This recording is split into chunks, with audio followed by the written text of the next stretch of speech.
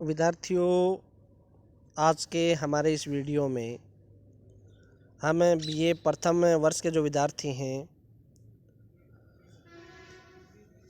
उनका जो राजनीति विज्ञान आधार पुस्तक में जो नैतिक है उत्तर व्यवहारवाद, उसके बारे में डिस्कस करेंगे।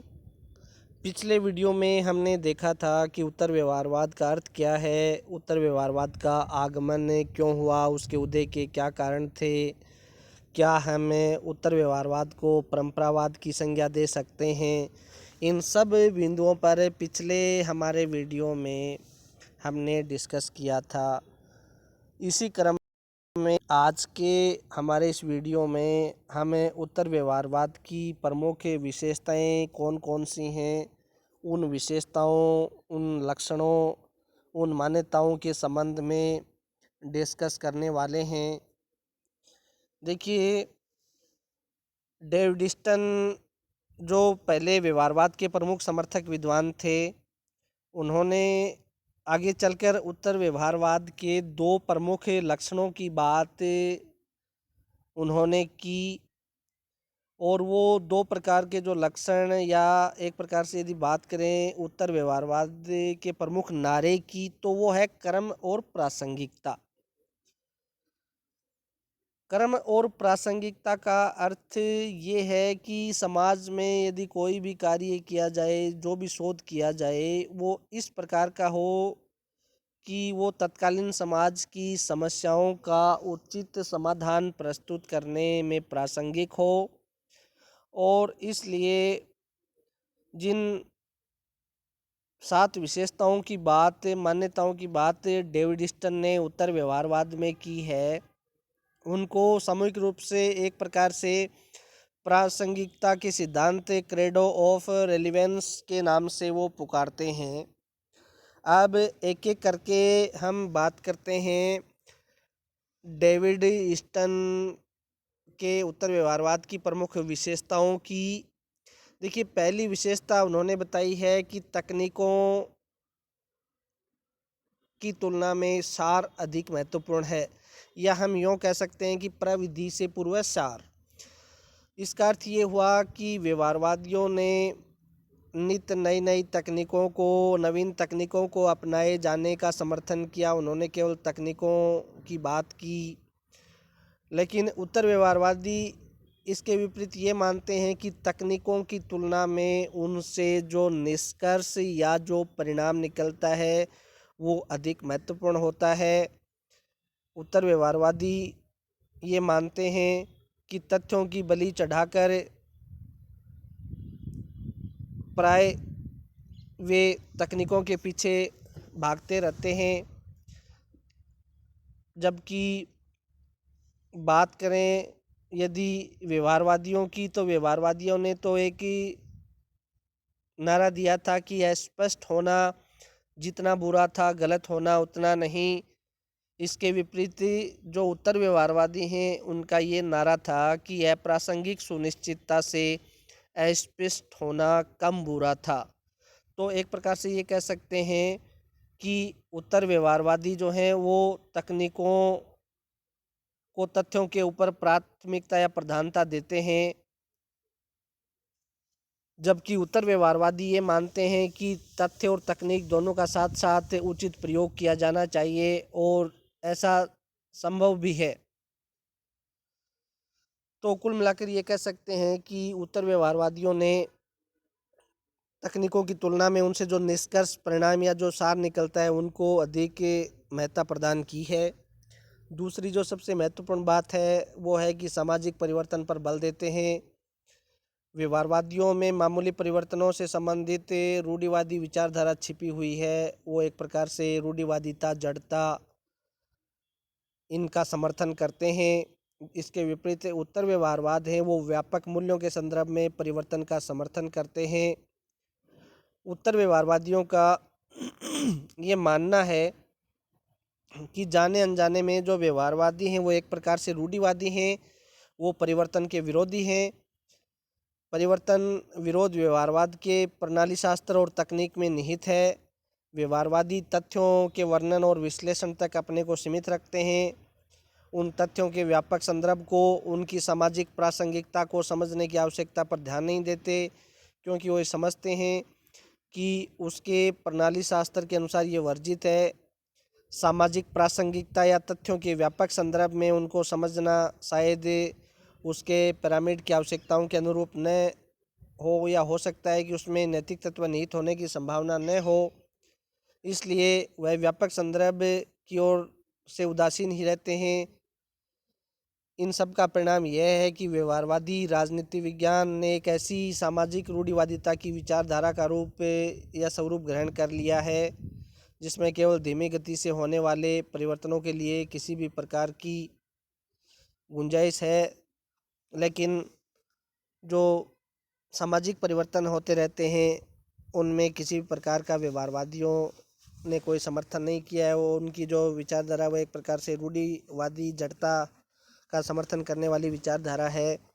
इसके विपरीत उत्तर व्यवहारवादी हैं, वो सामाजिक परिवर्तनों के पक्षधर हैं, उनके ऊपर बल देते हैं। तीसरी जो सबसे महत्वपूर्ण बात यह है कि उत्तर व्यवहारवादी समस्याओं के विश्वसनीय निदान की आवश्यकता की बात करते हैं।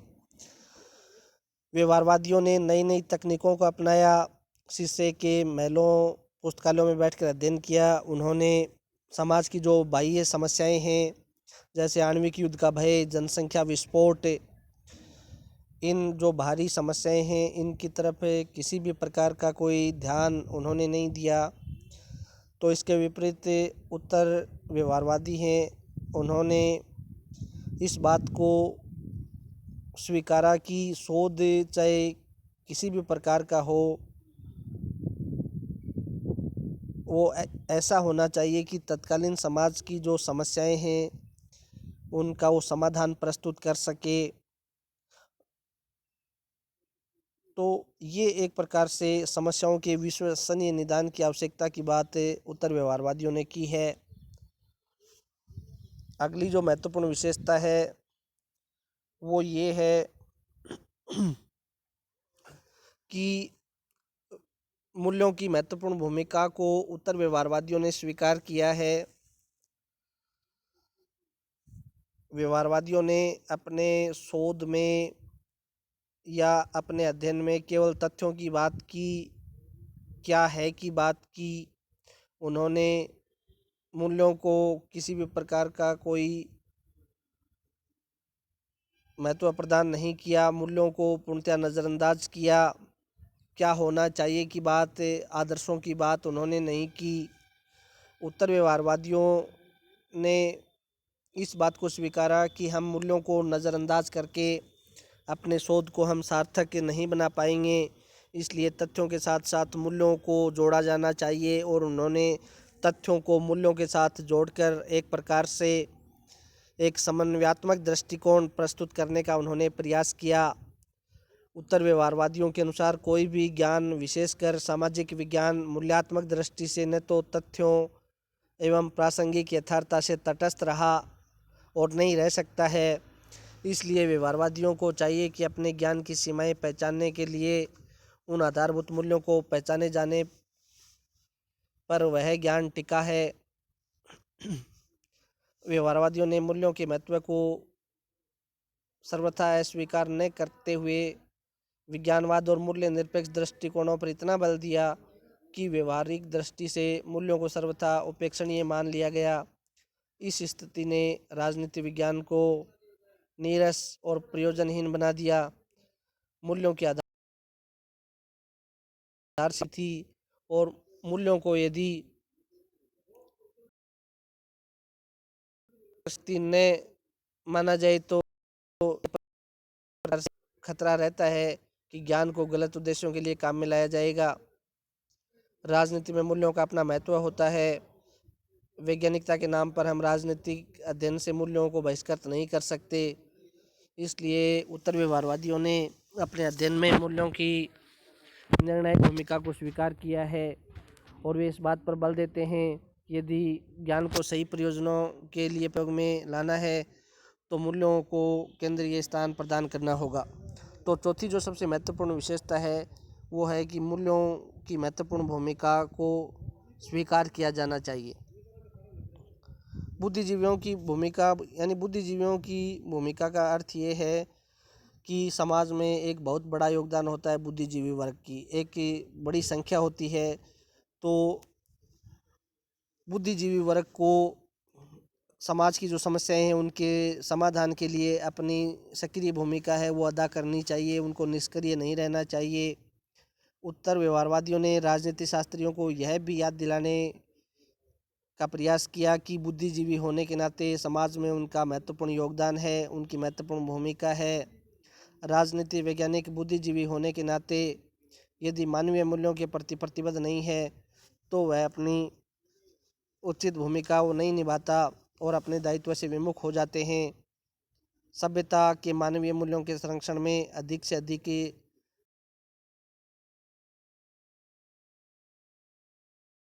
प्रयत्न वस्तुनिष्ठ होने के नाते और ऐसे अनुसंधानों के नाम पर जिनमें बहुत अधिक समय खर्च होता है, राजनीति वैज्ञानिक यदि अपने को सामाजिक समस्याओं से अलग रखेंगे तो वो केवल एक ऐसे तकनीकविद और यंत्रवादी बनकर रह जाएंगे जो समाज के साथ खिलवाड़ में लगे हुए हैं।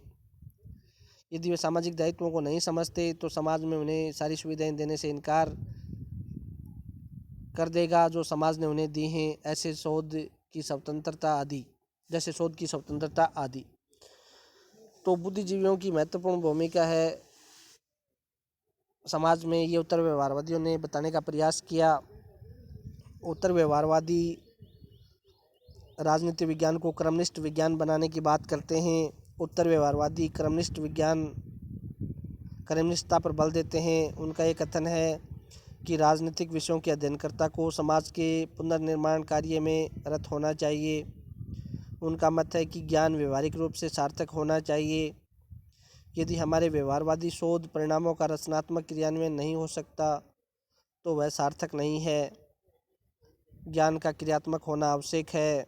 डेविड स्टन स्वयं इस बात को स्वीकार करते हैं कि जानने का अर्थ है कार्य करने का उत्तरदायित्व अपने हाथों में लेना और कार्यरत होने का अर्थ है कि समाज के पुनर्निर्माण में अपने आप को झोंक देना। उत्तर व्यवहारवादियों की मांग है कि चिंतनोन्मुख ज्ञान के स्थान पर प्रत्येक शोधकर्ता को ऐसा शोध करना चाहिए जिसका समसामयिक समस्याओं के सुलझाने में योगदान हो। इसलिए राजनीति विज्ञान मनन विज्ञान के स्थान पर कार्य विज्ञान बनाने की बात करता है। तो उत्तर व्यवहारवादी जो हैं वो राजनीति विज्ञान को क्रमनिष्ठ विज्ञान बनाने की बात करते हैं। और अंतिम जो विशेषता है वो है व्यवसाय का राजनीतिकरण, यानी जो राजनीतिक वैज्ञानिक हैं वो तटस्थ रहने में गर्व अनुभव करते हैं। वे समाज की राजनीतिक गर्मागर्मियों में स्वयं को शामिल करके सक्रिय भूमिका अदा करने में विश्वास नहीं रखते, जबकि उत्तर व्यवहारवादी ये मानते हैं कि राजनीति शास्त्रियों को समाज में अपनी सकारात्मक भूमिका अदा करनी चाहिए, समाज के उद्देश्यों को एक सुव्यवस्थित दिशा प्रदान की जा सके। अतः बुद्धिजीवियों के संघों, समुदायों, यहाँ तक कि विश्वविद्यालयों को भी मानव मूल्यों की रक्षा में अपना योगदान देना चाहिए, संघर्ष के मैदान में आना चाहिए। उनके व्यवसाय का राजनीतिकरण अपरिहार्य और वांछनीय है। तो ये 7 विशेषताएं थी जो डेविड स्टन ने अपने उत्तर व्यवहारवाद में बतलाई हैं। डेविड स्टन ने इस प्रकार उत्तर व्यवहारवाद के कुछ प्रमुख लक्षण और मान्यताएं बतलाई हैं, गिनाई हैं। उनका मत है कि सभी उत्तर व्यवहारवादी इन सब बातों से सहमत हों, ऐसा नहीं है। उसने तो उपयुक्त विवेचन के आधार पर उत्तर व्यवहारवाद के प्रमुख सूत्रों का एक कैमरा चित्र प्रस्तुत करने का मात्र प्रयास किया है, ये डेविड स्टन स्वयं अपने शब्दों में कहते हैं। डेविड स्टन ये भी कहते हैं कि हमें यह नहीं सोचना चाहिए कि इससे व्यवहारवाद को कोई खतरा है, बल्कि यह तो व्यवहारवाद के विस्तार की एक प्रकार से प्रक्रिया है जो कि वर्तमान युग के असाधारण समस्याओं से जुड़कर अभाव की खाई पाटने में लगा है। यह और अधिक प्रासंगिक शोध का अनुरोध करता है। यह मानवीय मापदंड के आधार पर निर्धारित उन्नत राजनीतिक जीवन के लिए काम करना चाहता है। यह शोध के संदर्भ में तकनीकी अतिवाद पर खेद प्रकट करता है, साथ ही कुछ हद तक तकनीकी उपयुक्तता को आवश्यक भी समझता है। तो उत्तर व्यवहारवाद के संदर्भ में डेविड स्टन की ये 7 मान्यताएं, लक्षण थे। इनमें तकनीक की तुलना में सार अधिक महत्वपूर्ण है, समस्याओं के विश्वसनीय निदान की आवश्यकता पर बल,